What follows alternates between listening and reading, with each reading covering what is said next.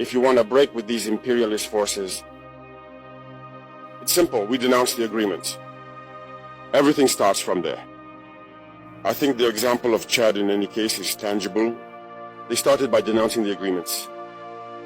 Otherwise, if we don't denounce the agreements, just saying that the bases leave, we haven't done anything. Because the problem lies in the colonial agreements, the defenses that have been signed since independence.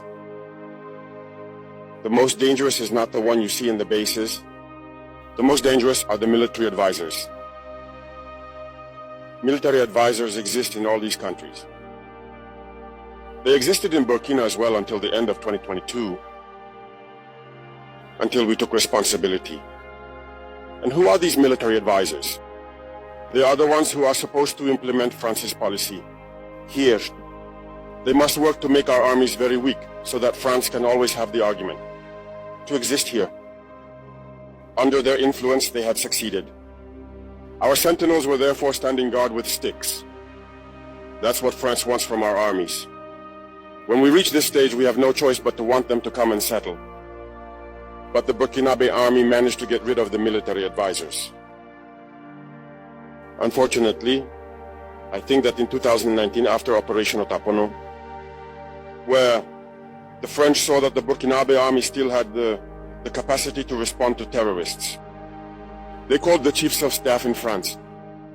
They instructed him to reintegrate the military advisors throughout the structure. Well, they did not agree. But upon returning to the country, the politicians instructed him to accept the military advisors. And that's when the military advisors returned to the Burkinabe army in 2019. With all the consequences we know, the army was on the verge of disappearing in the years 2020-2021. And indeed, this is the time when many soldiers had to desert because there was no longer any hope. We were in the process of collapsing. That's a bit how they work at the General Staff headquarters. In all army headquarters, in the schools, they are the ones who are supposed to dictate the policy of our army. They are the ones who tell us when to recruit, how to recruit, and what to do with them. They are in the schools to tell us how to train them, and so on. As long as these military advisors are there, you are not independent.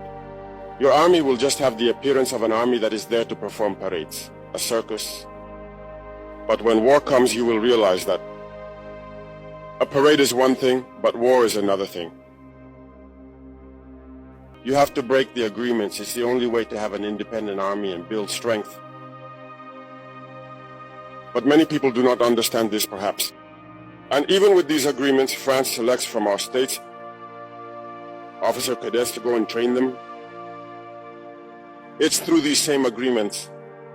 But in reality, these officers who go to train, for the most part for France, they come to serve the French state in their country. They do not come to serve our countries. They train them so that they come to serve the interests of the French state. I can provide evidence of this. When we revolted, many officers in Burkina who were trained in France were immediately contacted to tell them that it was time to take action because you were trained for this, to serve France's interests. Most of these officers reported back to us. We took note and we continued to monitor. When an officer trained in France returns to his country and unfortunately dies, either by accident or on the battlefield. In France, there is a night of tribute to the fallen in the army, as there is everywhere else. During the night of tribute to the fallen, the name of the officer in question is mentioned, and it is said, died for France. They do not train him to serve his country, they train him to serve their state.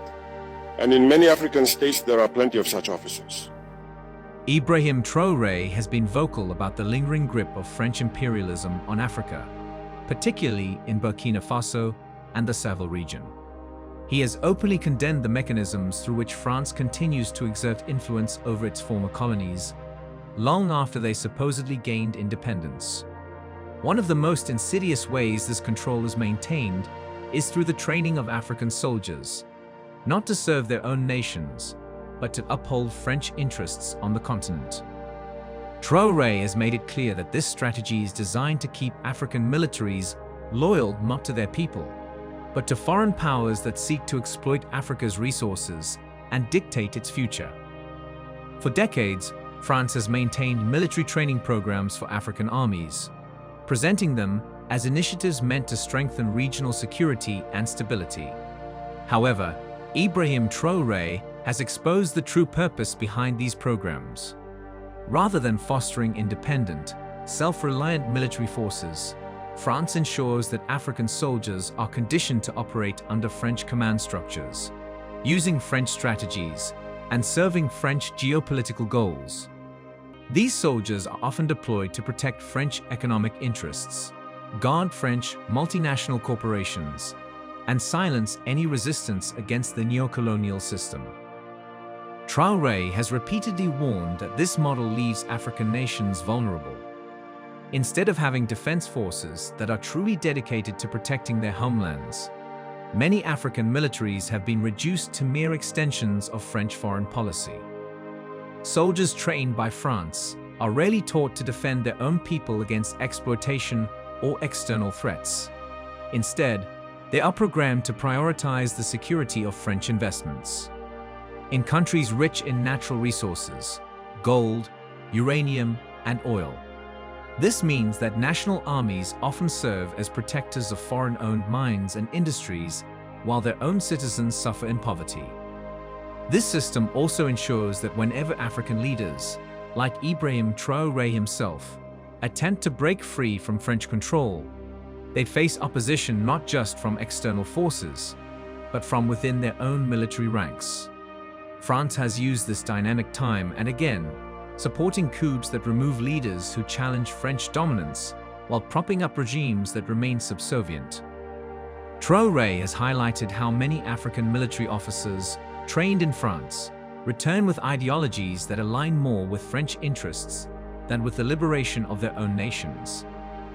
This cycle has kept African countries in a state of dependency, unable to fully control their own security or sovereignty. Ibrahim Traoré has called for a complete overhaul of this system.